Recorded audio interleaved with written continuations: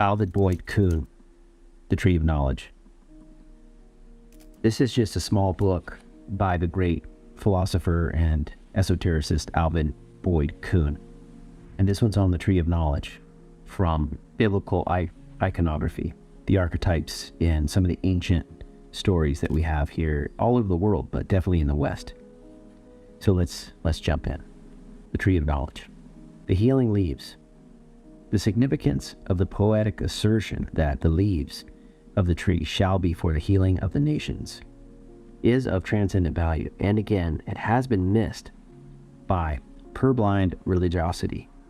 Why is it the leaves and not the roots or the trunk or branches are to heal mankind? Why is the point of the keen allegorical reference that must be brought out. The instruction for us here lies hidden in the realization that the leaves are the periodical and distinctly cyclical manifestation of the life of the tree. They are projected seasonally on the outer body of the perennial and live and die in regular periodicity.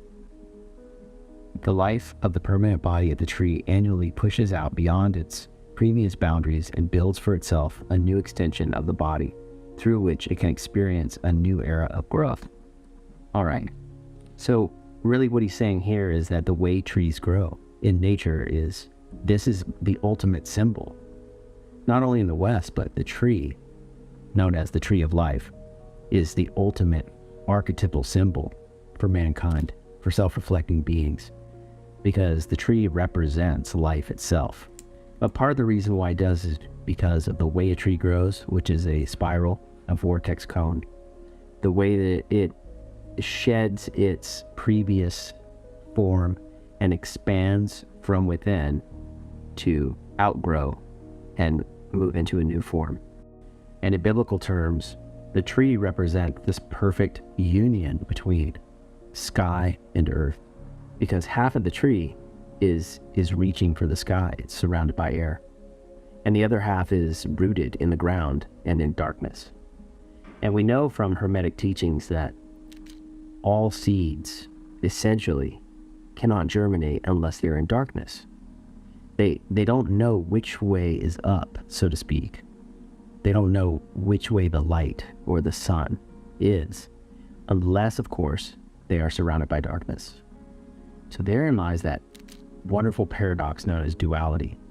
And essentially, that's what all theology is trying to mitigate, is this paradox of duality, of like spirit and matter, light and dark, form and formlessness, finite and infinite.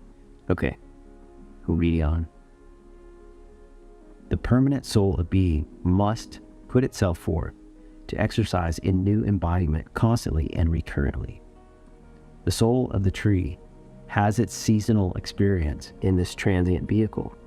It produces its fruit and withdraws at the cycle's end, appropriating the products of its annual activity in the leaf, but leaving the outer body of that leaf to wither and die off in the winds of autumn. So of course, the leaf is the part that is the most visual representative of transformation. The trees change color throughout the year in many trees, and they also change size and shape. They're the most apparent things that you see when you look at a tree. And then of course they drop off in the winter, leaving just the skeleton of the tree.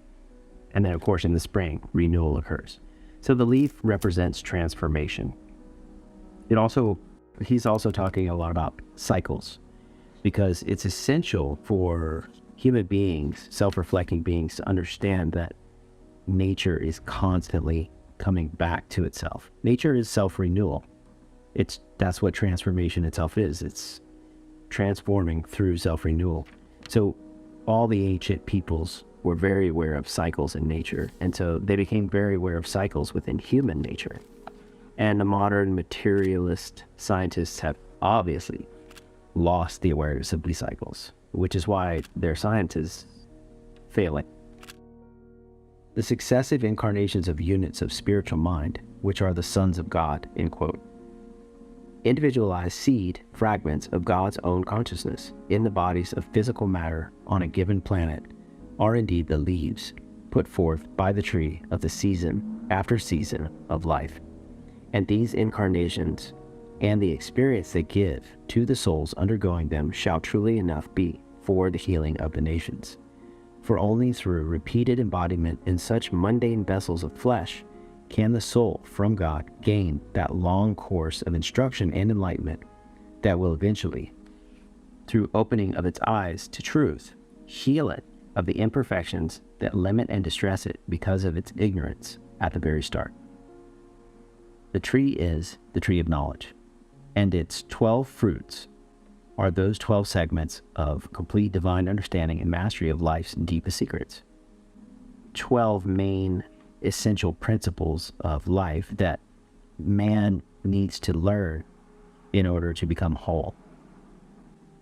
With such perfected wisdom will the men of the nations of mankind heal their infirmities and unfold their lives in beauty and happiness. How insistently the book of Proverbs drives home the preciousness of knowledge, wisdom, and understanding, asserting that they surpass in value all that the heart can desire. So that's a pretty profound statement. I'm going to read that again. How insistently the book of Proverbs drives home the preciousness of knowledge, wisdom, and understanding, asserting that they surpass in value all that the heart can desire. And specifically, it says that they shall be help to the man possessing them. Only through continued incarnation can the soul rise to the point of knowledge, which will enable it to free itself from all of its ills. So here he's talking about this deeper knowledge that we have access to when we're centered spiritually. This awareness of true divine nature within man is actually real health. And I would agree with them. And I would even sort of echo the Toltec here, because in the Toltec teachings, they tell you that man's primary reason for working with and engaging with the spirit is a reason of health or healing. We have lost the principles of the great illuminating science of analogy. The tree teaches us irrefutably and inescapably that permanent and eternal part of life, namely the soul of divine consciousness, periodically puts forth into manifestation an arm of its power, which expresses itself in a cycle of birth, growth, maturity, decay, and death. It appropriates to itself the increment of growth gained thereby, and withdraws into the visible world of spiritual being at the end. If then man is made in the image and likeness of this cosmic pattern, it must be true beyond debate that a permanent and eternal part of him, his immortal soul, periodically puts forth a ray of its own power in order to relate itself to the forces at play in the material world, appropriates the harvest of many such repeated experiences, and thus increases its own expansion into infinite divinity and glory of conscious being. The tree settles this debate beyond cavil. So he's talking about the tree as a symbol of cyclical reincarnation. Through this process of seed germinating, creating a sapling, which creates a tree, which creates leaves, which cyclically drop and wither and renew and transform, which create flowers or fruits, and then those fruits and flowers eventually create more seeds. And thus you have a new tree being born from the original tree. Thus, the tree of life literally represents life itself as a cycle of ever-renewing transformation and or reincarnation. Why was man tempted? It is necessary next to extract from the allegory the hidden meaning of the puzzling item of the temptation of the woman by the serpent and the man by the woman. So here this gets pretty interesting. We're getting into Adam and Eve iconography, the archetypes of Adam and Eve. And all I can say here is that it's just an extremely convoluted story. And Alvin Boyd Kuhn so eloquently and so simply brings it right down to its essential meaning. And yes, it's an esoteric meaning, but that's the essential meaning. And so if you're listening, I would say just put on pause all of your current beliefs about this ancient story and listen to what Alvin Boyd Kuhn has to say. This temptation has been another of the numberless characterizations designed to portray recondite truth that have caught the dullard interest of the West in the toils of its cryptic subterfuge. People of incapacity for reflection have wondered, without end, why God, just and fair in his judgments, the judgments of the Lord are true and righteous altogether, why the Lord, just and fair in his judgments, would permit a wicked adversary, such as the theological Satan, that old serpent, to connive, to torment his most righteous servant Job, and here in Genesis to scheme subtly to defeat God's own creative work in the formation of mankind. It has all come from the failure of philosophical acumen to catch the sane significance of the item of the opposition of polarities analyzed in the earlier paragraph. So there it is right there. I mean, that one statement pretty much nails it down. It says, it has all come from the failure of philosophical acumen. But the point is that people have lost the idea that scriptures, they're talking in allegory and in metaphor, and that's what parables are all about. And we've lost sight of this. So people often take spiritual text literally, and they get lost. They get further away from the spiritual meaning. This is where you have people that have lost touch with their own divinity, their own true human spirit. Okay, reading on. Due to this failure of insight, there has been misread into the term temptation, a low human connotation of the word, which leaves the mind miles away from its intended significance. To tempt is to present to the intended victim or subject a lure or prospect of an appealing or desirable nature, with the hope that they may, or he may, bite on it and thus fall into the design trap set by the tempter. Common view, at any rate, has largely taken this form of understanding. A very minute element of this reference, perhaps, does inhere in the evolutionary situation which the Bible glyph is dealing with, but only in the most playful form. The real meaning concerns picturing cosmic procedure, all of which is intrinsically normal and good. Okay, he's just saying the same thing. We've lost sight of the meaning of certain words like tempt, like tempo. And the word tempt has sort of a negative connotation these days, but originally it didn't. It didn't. It was a lure to a different way, or a different it's basically a different perspective. But I'd like to point out etymologically that the word tempt, the root word etymologically is temp, and temp in Latin or Greek, then of course in English, refers to time. So tempo, right? Like in music, tempo is time. So the idea of a temptation is really just binding something in time. And that can have a negative connotation because spirit is timeless. Spirit is infinite. It is unbound. And so to tempt something or somebody, or to tempt a soul, is to bind it in time. And this again is the original paradox of spirit and matter, duality. Spirit, which is infinite, bound in some sort of space-time form, thus creating this split in the psyche, with creating the paradox, creating the struggle, the yin and yang. This is life. Moving on. The word itself, temptation, comes either from the Latin tento, to try, to test, to experiment with, or from tempto, to tempt. It is likely that both of these forms are but variants of one original root. In the first instance, if from tento, it would carry the meaning to give trial to try out, in actual practice, to test, or to put the test to the trial. In this reference, it would indicate that the temptation to which God subjects all of his creatures who are, be it remembered, the cells or members of his own body, is nothing more nor less than his sending them out into the incarnate life, his planting them in his gardens, that they may have a right to the tree of life, and grow by developing their latent capacities and powers through overcoming the opposition of inert matter in the duality of life.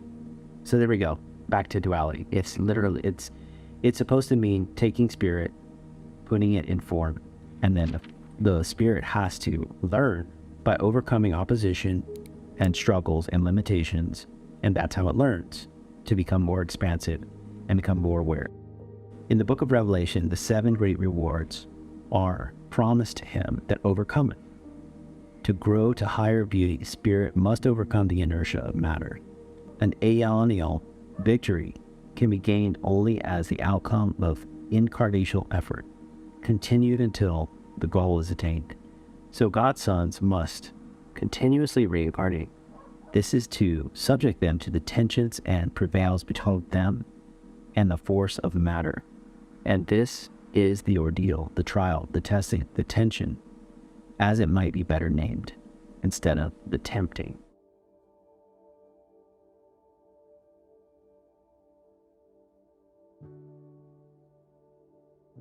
It has nothing to do with theological sin of disobedience whatsoever. It is God's pathway for all of his children, the natural, beneficent course of his plan for their evolution. There we go. It's just natural that all spirit comes into matter in order to grow. If, on the other hand, the word derives from tempto, it is said that it relates to an even more significant background of meaning. It would be revealed at once as being connected with the Latin word temptus, time, to tempt. A man would then be to bring his soul down from the realms of spirit, where all religions have asserted that consciousness lies above the human apperception of time, where time does not exist, and throw it under the illusion of time's sense. So here he's just saying that in the body, in the form, man has the self-reflective ability to become conscious of his eternal nature. The eternal nature is his nature beyond time. And there you go, beyond the temptation. So the temptation is there to bind you to time so that you can transform beyond it and become conscious of that while in the body. This type of consciousness comes through the reduction of higher mind to a lower tempo of vibration as it falls under the limitations of brain activity. And it would be hard to pick a truer psychological definition of the situation confronting the soul in the Genesis recital than this very one here depicted. It is exactly what happens in the genesis of humanity, and incarnation does expressingly subject the soul to the reduction of the time sense. So, the temptation is just another glyph or symbol for the descent of the soul into mundane life with the hidden accentuation on the sad diminution of the soul's powers under the trammels of the flesh.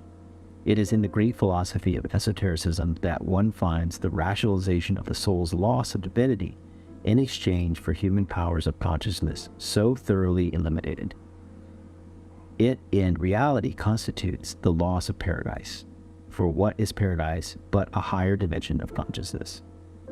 So, paradise is a higher dimension of consciousness, and the loss of that is being bound in a physical form or tempted in time, and then not being aware of your eternal nature or your timeless nature. And I'd also like to point out that the word paradise, which is Latin-based, etymologically means para, dice, right? So para means close to, and dice is the root word for Dios, meaning God. So paradise means close to God. So man's fall out of paradise. This is him forgetting his divine and eternal nature, his nature beyond the body, his spirit. Few have ever asked the question why the temptation came first from the serpent to the woman and from her to the man. Very interesting perspective. This is a very good question, and very few people have the inclination to even ask, why is the story set up this way? Why does the time, tempo, the temptation, come first from the serpent to the woman and then from the woman to the man? Here we go. Pretty interesting.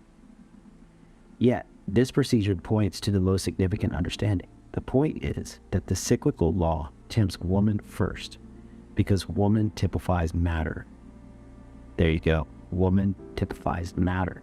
And this word matter is where you get the word mother. It's the same etymological word. And this is also why matter, which is earth, is called Mother Earth. The reason why the serpent, it goes from the serpent to the woman first, is because she's the one, the gatekeeper of birth. Through her, the tree of life is planted as a seed and grows. So the word matter is identical with the Latin word for mother, matter, the eternal mother of all life. And matter is the first element visibly projected on the scene of creation. Matter, a mother, a woman, is the embodiment of the first grades of life and consciousness in the cyclical round, and is therefore first on the scene. Matter must be produced and brought to organic form so as to generate the highly complex mechanisms of brain and nervous system. Air, consciousness, and spirit, the male principles, can be brought to birth and function. The mother must have grown to adulthood in the vast cycles of time before she can produce her Christly offspring of divine mind. So, the cyclical law, the old serpent, involves woman in its toil first. It tempts her in the higher sense of the word, because it offers to every atom of her body the infinite career of growth and expansion to the eventual crowning goal of self-consciousness. So, the woman takes it and eats it first. There you go. All these years, nobody's ever asked this question. Why is the woman the one who gives Adam the apple? But why is it that the serpent tempted her first? Right? Well, here it is, so eloquently put and so logical. And why does it do this? Why does the serpent tempt her first? Because she's the one who gets the crowning jewel of maintaining self-conscious human being by giving birth to them. It's that simple. That's why it's called Mother Earth in Lakota Tmuchimaka. And quoting Chief Orville Looking Horse of the Lakota, the earth is a source, not a resource. Meaning, the earth is our source, so respect it. Don't treat it as it's just a resource, something to be used over and over and over and over again for profit. The matter produces the element of soul as its son, and having in its old age of the evolutionary cycle prepared the organic bodies capable of registering the high vibrations of a soul's consciousness, it invites man. Man is the Sanskrit verb meaning to think, the first thinker, to unite with its partaking of the living experience in eating its glorious foods. Harmoniously with the Bible statement, already canvassed, that God formed man from the atomic dust, rendered as the dust of the ground, which in effect says that God formed man from atomic matter, the woman. There you go. And then one last thing, if you also read the Toltec, if you read the Fifth Agreement by Don Miguel Ruiz, he breaks down a really, really beautiful version of paradise in the Adam and Eve, and the tree of life and the tree of knowledge. And so we just discovered that the tree of life is life itself, spirit in form. But why in the story is there two trees? There's two trees. There's the tree of life and the tree of knowledge.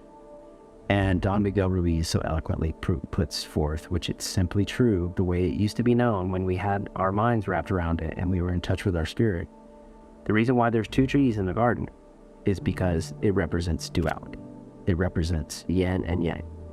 It represents the dualistic nature of life, the paradox and struggle of being a spirit in form, being a spirit in matter, being a spirit in the body, from earth to sky, and from seed to tree, and from sky back to earth, into the cycle of life, forever, eternally.